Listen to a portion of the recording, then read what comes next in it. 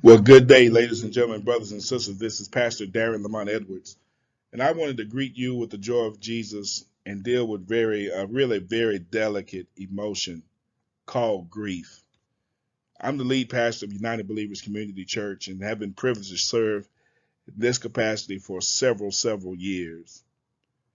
But I'm one too who struggles with this issue of grief, and I want to help you navigate through this valley that seems like a shadow of death that even David said that when he goes through it, he's learned not to fear evil. And so, child of God, if you will give me just a few moments of your time, and let me just give you a caveat that if I hit a particular emotion that's too much for you, turn off the video and start it again when you have the strength to navigate through it. But I want to help you find comfort as you journey through your loss. I know that pastors are quirky and will say things like, it's not lost when you know where it is. Sounds good during the homegoing celebration. But the fact of the matter is, the next day, it's a loss. A loss, that person's not there. It's a loss, the laughter and the humor is not there. And so I want to give you how to grieve with hope. Hope for your future, hope for your present, hope for your new reality. And so if this means something to you, maybe you'll call somebody and text somebody and tell them that this virtual Bible lesson, this conversation with Pastor Edwards on grief, if it's helping you, maybe it'll help somebody else too. So let's get into it. One of the first things I want you to understand about grief is simply this. It comes in waves. Some days you're doing fine, and some days it's just like this quote. Missing you comes in waves because right now I'm drowning. Have you ever felt that? Some days it seems like you can swim through all kinds of currents, but there's some days where the turbulent waters seem to overtake you. That's what grief feels like. I remember when I first grieved over the passing of my father. Being a pastor, I tried to do the things I thought I needed to do to hold myself together and be strong. But it was really when I began to grieve, I was washing dishes in my kitchen, looking out my window. And that moment, I felt the wave of grief. That's when it hit me. All the other times seemed to be okay, but it was that moment I'll never forget. It hit me. It really hit me. And so, am I talking to you? That's sometimes how grief feels. But also, watch this. And one thing I want to help you with is that the Bible is clear that God is with those who grieve. Yes, he is. Psalm 147 verse 3 says he heals the brokenhearted and binds up their wounds. So watch what it teaches us. People who grieve are wounded. People who grieve are brokenhearted. So don't just look at the victorious voice of the text, but look at how it speaks to the inflicted, how it informs the inflicted in the text. The victorious voice is that he heals the brokenhearted and he binds their wounds. That's the victorious voice, but look at how it informs the inflicted. They're wounded and they're brokenhearted. In Psalm 91 verse 4, it says, he will cover you with his feathers, and under his wings you will find refuge. His faithfulness will be your shield and your rampart. That's good news for someone who's struggling with the issues of grief. But I have more for you. One of the things about grief I want you to know is to stay true to you. Stay true to you. God doesn't expect us to put a plastic smile on a broken heart. And listen, you ought to give me some thumbs up and hearts on that one. Stay true to you. Don't put a plastic smile on a broken heart if that's not just where you are. It's okay not to be okay. But when you have God in your life, it's not okay to stay not okay, because God wants to make a brighter day for you. A brighter day will come. It's there down the road somewhere, but it might not be today. So you don't have to put a plastic smile on a broken heart. Stay true to you. So let me give you some truth then.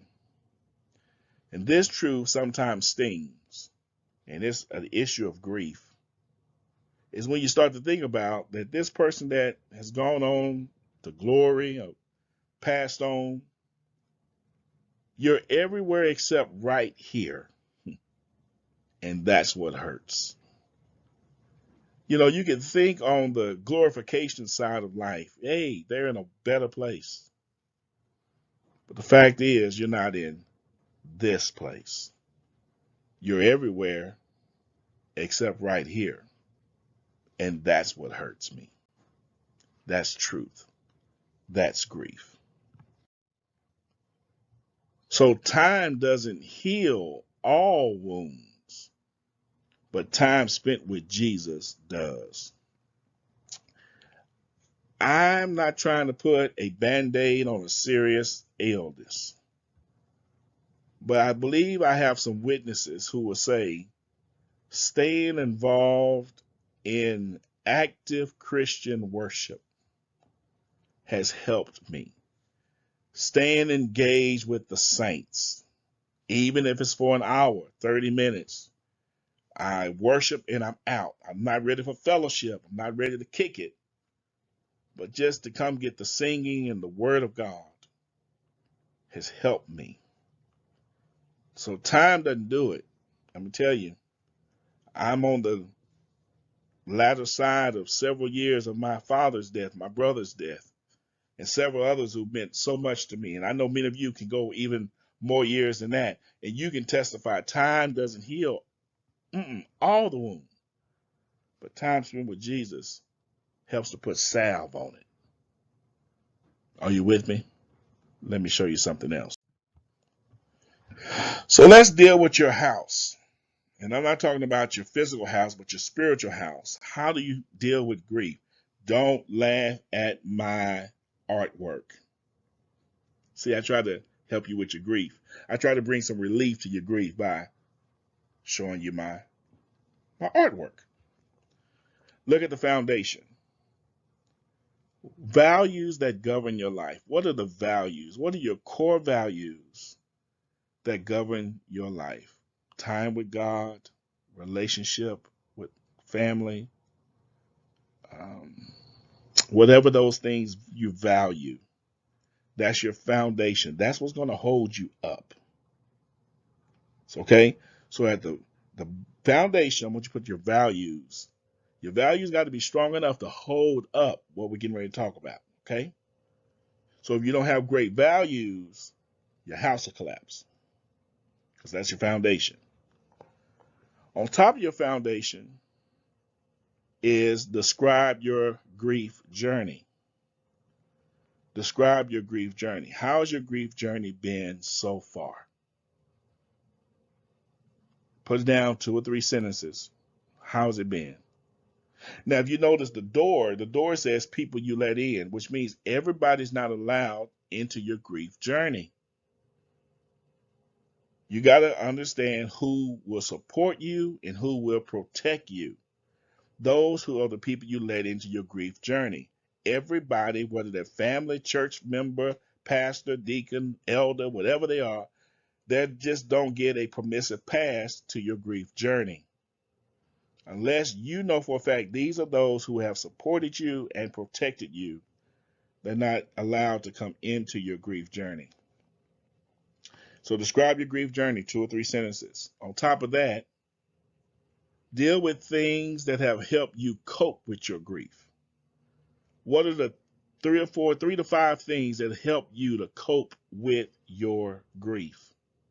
Church attendance, crying, traveling, dressing up, going out, positive things. You may need to put some of the negative things too, because you need to work those out of your life. But they've helped you cope. And I'm going to leave that alone. But they've helped you cope with the negative things. You need to weed those out. But you may want to list those there too, so you can see what you've been doing to yourself while you've been grieving. On top of that, positive things that have come from your grief journey. What's some positive that's happened? You see a renewed you, a new normal is emerging in your life. And then at the top, what are your hopes for your future? That you've got to move past, move ahead. Notice I didn't say move on, because you never really move on. But you can move past, you can move ahead, but you really never move on. And so I wanted to give you this house example to help you frame how to evaluate your grief.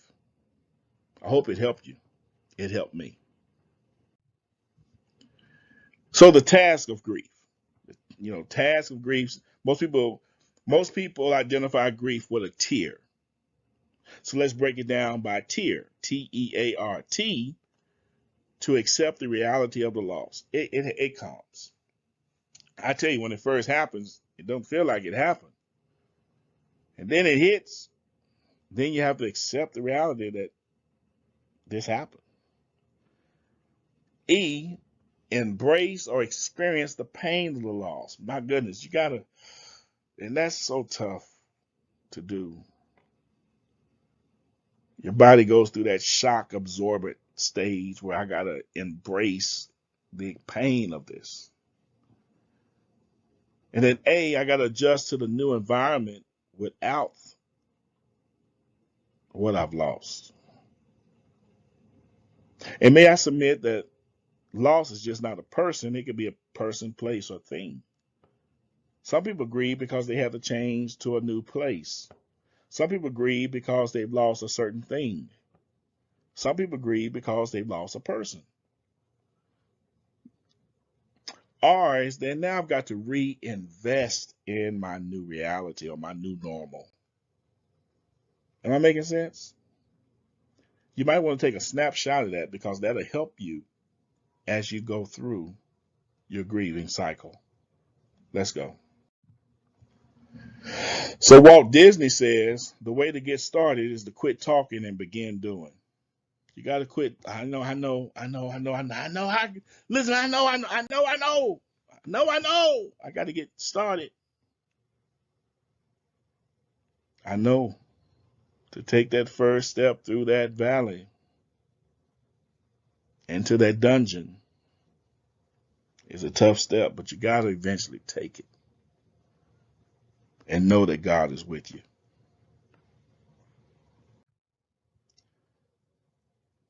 So God grant me, you know this, the serenity. Lord, give me the serenity, the sanity to accept the things I cannot change, the courage to change the things I can, and the wisdom to understand the difference. That's what grief share is that we share grief together and we journey through it together. And it's been my hope as the lead pastor of United Believers Community Church, your brother, your friend, your community pastor, your internet pastor, however you view me, colleague, that I've shared something with you as you grieve. So in the final analysis, you can have good grief. We grieve with hope. That's what 1 Thessalonians 4:12 says. We grieve with hope. See, grief is the last act of love we can give to those we loved. And where there is deep grief, there was great love. I tell people the deeper you love, the deeper you grieve. It's a real thing. So friend, family member, church member, brother, sister, I'm praying for you. I know what it feels like, but I don't know how you feel. And I'm not trying to understand how you feel. I want to help you navigate through how you feel so you can feel better than how you feel. It's okay not to be okay, but let me tell you something else. As pastor, I don't think this is it. There comes a time where you may need not just theology, but you need therapy. And I'm a strong enough pastor to know that I can't give you everything you need. You may need to go sit down and talk to a professional counselor, someone you can really divest. Can you do it with a pastor? Yes, you can, but every pastor is not equipped to deal with the deep trenches that deal with us. Nor should a pastor, because he's your spiritual guide. So sometimes you need to divest with someone whom you don't know that can point you to what you do know. It makes sense? So I want to give you that help. I want to give you that instruction. Again, the Bible declares that we can have good grief. He said we can grieve with hope. So I want to give you that. I pray that you'll share this video with a friend, a family member, a loved one. And hopefully I said something that has strengthened you, encouraged you. Maybe watch it again and again until you get to the point where you can say, me too, Pastor Edwards. I now have good grief. Until next time.